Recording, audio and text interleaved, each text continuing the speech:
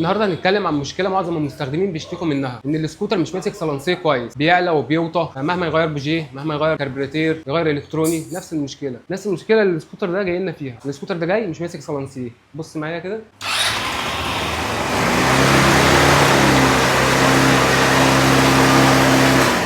مهما تظبط صلانسيه ومهما تغير كربوراتير، يعني الباشمهندس مغير كربوراتير، غير الكتروني، غير بوجيه، وفي الاخر حل على نص عمره. المشكله اللي هو بعد ما حل على نص عمره فضلت نفس المشكله. المشكله عنده متلخصه في حاجه بسيطه قوي اتغفل عنها واحنا بنعمله نص العمر. حلينا الموتور على نص عمره تاني، اكتشفنا طبعا بص ان الصبابات المستخدمه صبابات قديمه. الصبابات دي المفروض ان هي بتبقى ما فيش اي تسريب بنزين في الوضع اللي هي متقفله عليه. كل التسريب اللي انت شايفه دوت عمر المكنه ما بتمسك معاك صلانسيه، مهما تغير فيها دوره بنزين كامله هتفضل معاك نفس المشكله. وده اللي حصل في السكوتر اللي معانا.